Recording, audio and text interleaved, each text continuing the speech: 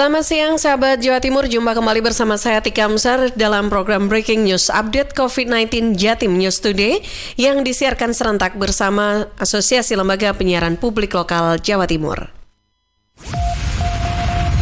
Rangkuman kabar update penanganan COVID-19 untuk regional Jawa Timur segera sahabat simak dalam Update COVID-19.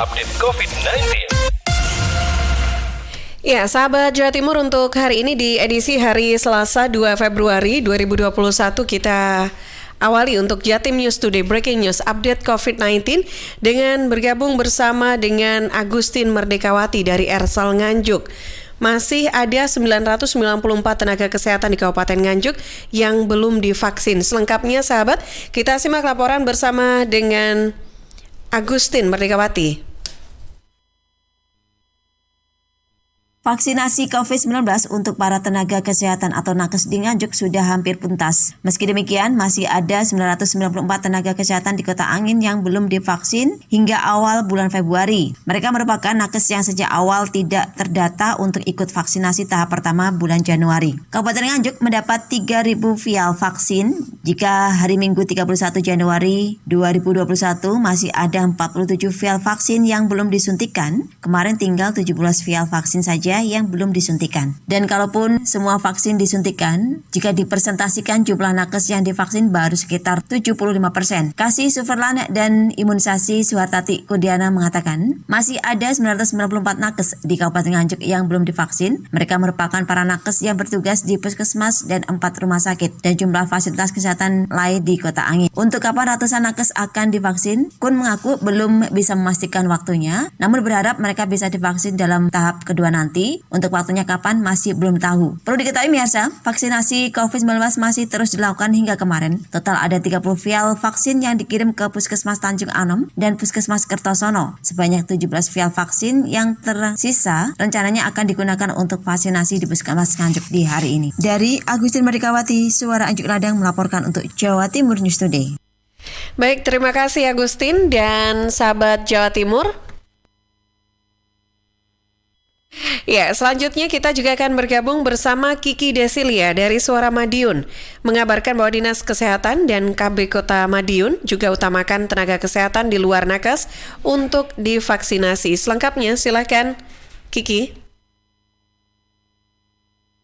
Sahabat Jatim News Today, separuh lebih jumlah total tenaga kesehatan dan medis yang ada di Kota Pendekar sudah mendapatkan vaksinasi COVID-19. Dari jumlah sasaran vaksinasi 4.001 orang, sebanyak 2.383 di antaranya sudah mendapatkan vaksinasi tahap pertama yang digelar beberapa waktu lalu. Data tersebut merupakan update terakhir dashboard Sistem Informasi 1 Data Kementerian Kesehatan Republik Indonesia per 31 Januari 2021. Kepala Dinas Kesehatan Pengendalian Penduduk dan Keluarga Berencana Kota Madiun, Denny Uryani menyebutkan, vaksinasi diprioritaskan untuk tenaga kesehatan dan medis. Artinya, mendahulukan dokter dan perawat di 6 puskesmas dan 7 rumah sakit yang telah ditunjuk. Setelah itu, baru tenaga kesehatan dan medis di luar nakes. Hal ini dikarenakan petugas-petugas itulah yang setiap hari terpapar COVID-19, oleh karena itu tetap akan diprioritaskan. Sementara itu, untuk vaksinasi tahap kedua, pemerintah Kota Madiun sudah menerima 4.240 dosis vaksin yang tiba pada Sabtu kemarin. Selanjutnya untuk vaksinasi tahap kedua akan digelar dengan rentang waktu 14 hari setelah vaksinasi pertama. Sementara itu sahabat Jatim News Today, kasus konfirmasi di Kota Madiun menjadi 1.079 orang dengan 865 orang di antaranya telah sembuh, 67 orang masih dalam perawatan, 75 orang isolasi mandiri, dan 72 orang meninggal dunia. Saya Kiki Deslia, Suara Madiun untuk Jatim News Today. Baik, terima kasih Kiki dan sahabat Jawa Timur. Ada Surya Muhammad dari Mahardika FM Kota Blitar mengabarkan bahwa gelar analisa dan evaluasi penanganan COVID-19, Wali Kota berencana lakukan rapid test antigen massal bagi masyarakat. Selengkapnya Surya, silakan. Rencana itu disampaikan Santoso, Wali Kota Blitar, usai memimpin rapat koordinasi analisa dan evaluasi ANEF penanganan COVID-19 di ruang kerjanya Senin 1 Februari 2021. Rapat ANEF dilakukan menyikapi peningkatan kasus suspek COVID-19 di Kota Blitar. Oleh karena itu, pemerintah kota bersama jajaran Forkopimda mulai menyusun beberapa rencana, di antaranya melakukan rapid test antigen massal.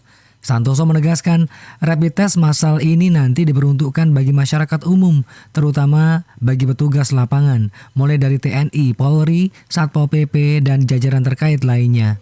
Untuk merealisasikan rencana itu, terdapat beberapa hal yang harus disiapkan, di antaranya sarana prasarana, laboratorium, dan tempat isolasi bagi masyarakat yang hasil rapid testnya positif. Selain itu, secara teknis, rapid antigen massal nanti akan dilaksanakan secara bergelombang, mengingat tenaga pelaksananya juga sangat terbatas. Segera direncanakan namanya rapid test antigen secara massal. Kalau nanti di situ ternyata hasilnya positif, baru ditingkatkan ke swab PCR.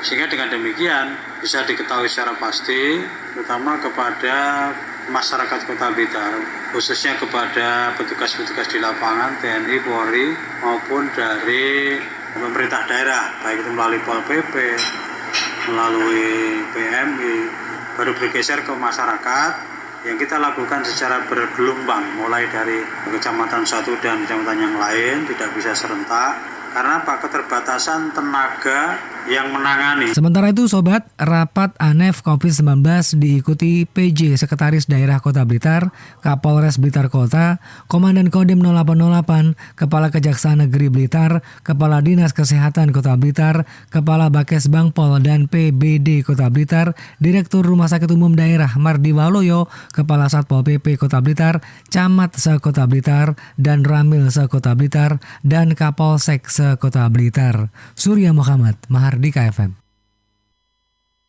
Baik, terima kasih Surya dan sahabat Jawa Timur, selanjutnya kita juga akan bergabung bersama dengan Billy Patopoy dari Suara Sidoarjo. Nekat buka saat jam malam, Satgas COVID-19 Sidoarjo tutup paksa minimarket dan warkop. Selengkapnya, silakan Billy. Baik Tika dan sahabat Jawa Timur, penegakan disiplin aturan protokol kesehatan dalam pelaksanaan pemberlakuan kegiatan masyarakat atau PPKM tahap 2 terus dikejarkan oleh Satgas COVID-19 di Kabupaten Sidoarjo. Tidak hanya untuk pelanggar yang tidak memakai masker, akan tetapi Satgas COVID-19 juga menindak tegas pengusaha minimarket dan warung kopi yang masih membuka usahanya saat aturan jam malam sudah berlangsung, seperti yang dilakukan di Krian pada dini hari tadi. Dalam razia ini, Satgas COVID-19 yang dipimpin langsung oleh Kompol Mukhlakson, Kapolsek Krian, terpaksa menindak 16 pengusaha warung makan dan warung kopi, serta minimarket yang masih buka saat usaha jam malam sudah diberlangsungkan. Petugas langsung menindak tegas dengan memberikan surat penindakan untuk mengikuti sidang di Pengadilan Negeri Sidoarjo. Sebelum ditindak, sejumlah pengusaha sudah diberi teguran keras, akan tetapi karena masih bandel, petugas akhirnya melakukan tindakan tegas berupa pemberian surat. Dalam PPKM tahap 2 yang berlangsung sampai dengan 8 Februari nanti, siapapun yang melakukan pelanggaran protokol kesehatan termasuk pelanggar jam malam akan dilakukan penindakan dan nantinya akan mengikuti sidang tipiring setiap hari Kamisnya. Dalam pelaksanaan PPKM tahap kedua ini, Sidoarjo juga memberlakukan aturan jam malam di 18 kecamatan, di mana masyarakat dilarang melakukan aktivitas di luar rumah mulai jam 10 sampai dengan jam 4 pagi. Demikian saya Billy Patopoy, Suara Sidoarjo untuk Jatim News Today.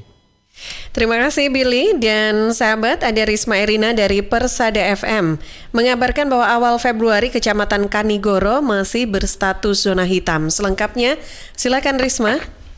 Ya baik, sebaran virus corona di Kabupaten Blitar masih terus berlangsung. Bukannya mereda, justru angkanya ini semakin berangkat. Kabupaten Blitar, 18 kecamatan masuk zona 3 kecamatan hitam pudar dan 1 kecamatan hitam pekat. Juru bicara gugus tugas Kabupaten Blitar, Krisna, memasuki awal Februari 2020 zona hitam pekat. Itu artinya jumlah masyarakat yang terpapar virus corona di Kanigoro paling tinggi. Hitam pekat ini bisa bertambah jika setiap kecamatan tidak bisa mengendalikan laju COVID-19. Terbukti saat ini sudah masuk zona hitam pudar, yakni Ponggok, Megok, dan juga Garum. Apabila ketiga kecamatan tersebut terus mengalami peningkatan jumlah kasus positif, maka dalam waktu dekat akan berubah menjadi zona hitam pekat. Krisna menambahkan, dalam situasi seperti saat ini, masih ada masyarakat yang acuh tentang penyebaran corona apalagi dalam menerapkan protokol kesehatan. Padahal di lain sisi banyak tenaga kesehatan yang gugur dalam menjalankan tugasnya di rumah sakit saat berhadapan dengan pasien positif. Demikian saya Risma Erina, LPPL Radio Persada FM Kabupaten Blitar melaporkan untuk Jatim News Today. Baik, terima kasih Risma. Informasi yang disampaikan oleh Risma Erina dari Persada FM Kabupaten Blitar ini sahabat sebagai info. Ya, dan informasi yang diupdatekan dari Kabupaten Blitar ya. Dan selanjutnya kita akan bergabung juga bersama dengan Mahruzar Iskandar dari Suara Gresik, sahabat, yang akan mengabarkan bahwa Gubernur tambah Fasiankes di Rumah Sakit Semen Gresik dan Puskesmas Alun-Alun Kabupaten Gresik. Selengkapnya silakan Mahruzar.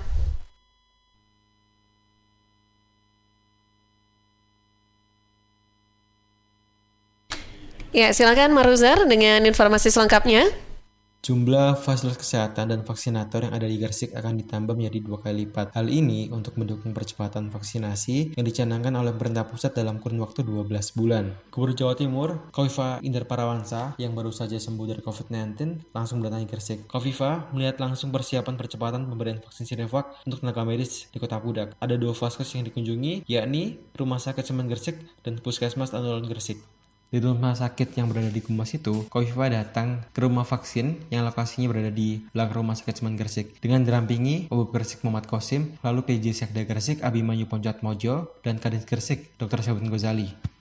Rombongan juga meninjau Puskesmas Alun-Alun yang berada di Jalan Pahlawan itu untuk menjadi tempat penyimpanan vaksin Sinovac. Ruang penyimpanan atau cold room vaksin refrigerator luasnya 3 x 4 meter persegi. Kofifa menginisiasi percepatan vaksinasi dengan cara menambah fasilitas pelayanan kesehatan dan vaksinator di Gresik. Dengan menambah jumlah Fasiankes dan vaksinator bisa menjadi role model percepatan untuk pemberian vaksin kepada masyarakat. Mengenai percepatan pemberian vaksin kepada masyarakat, target lebih cepat. Awalnya dalam kurun waktu 15 bulan, dan saat ini target dalam kurun waktu 12 bulan selesai. Update data kasus COVID-19 dan sebarannya di hari Selasa, tanggal 2 Februari 2021. Ada tambahan positif 14 dan yang selesai atau sembuh ada 18. Nomor 1 yang positif dari Kecamatan Ujung Pangka 1 orang dari Desa Ngembo. Nomor 2 dari Kecamatan Manyar 6 orang dari Desa Rumo 4, Putoyokuci 2. Nomor 3 dari Kecamatan Menganti 1 orang dari Desa Peranti. Nomor 4 dari Kecamatan Bunga 1 orang dari Desa Melirang. Nomor 5 dari Kecamatan Balung Panggang 3 orang dari Desa Bandung Sekaran. Nomor 6 dari Kecamatan Diorjo 2 orang dari Desa Kerikilan 1 dan Desa Mojosadarejo 1. Untuk yang sembuh atau selesai ada 18. Nomor 1 dari Kecamatan Sidayu 2 orang dari Desa Sidomulyo dan Wadeng. Nomor 2 dari Kecamatan Diorjo 1 orang dari Desa Banjaran. Nomor 3 dari Kecamatan Dukun 1 orang dari Desa Madumulyorejo. Nomor 4 dari Kecamatan Manyar 3 orang dari Desa Tebalo 1, Sukomulyo 1 dan Pegadaian 1. Nomor 5 dari Kecamatan Ujung Pangka 4 orang dari Desa Pangkawetan 4. Dan nomor 6 dari Kecamatan Bunga 3 orang dari Desa Bunga 2, Mojopuro Gede 1. Nomor 7 dari Kecamatan Menganti 4 orang dari Desa Kutil 1, Desa Kepatian 2 dan Pengalangan 1. Saya Ruzar melaporkan dari Suara Gresik untuk Jatim News Today. Baik, terima kasih Mahruzar. Dan sahabat Jawa Timur, demikian untuk Breaking News Update COVID-19 Jatim News Today untuk edisi hari ini. Bisa Anda ikuti kembali setiap Senin sampai Sabtu jam 11:05 waktu Indonesia Barat, yang juga disiarkan serentak bersama Asosiasi Lembaga Penyiaran Publik Lokal Jawa Timur. Siang ini waktunya saya Tika Amsar dari Suara Sidoarjo sebagai radio host. Pamit dulu undur diri. Terima kasih dan sampai jumpa. Perkembangan penanganan COVID-19 untuk wilayah regional Jawa Timur sudah sahabat simak dalam Update COVID-19. Update COVID-19 bisa sahabat simak Senin sampai Sabtu jam 11 siang. Persembahan dari Asosiasi Lembaga Penyiaran Publik Lokal Jawa Timur.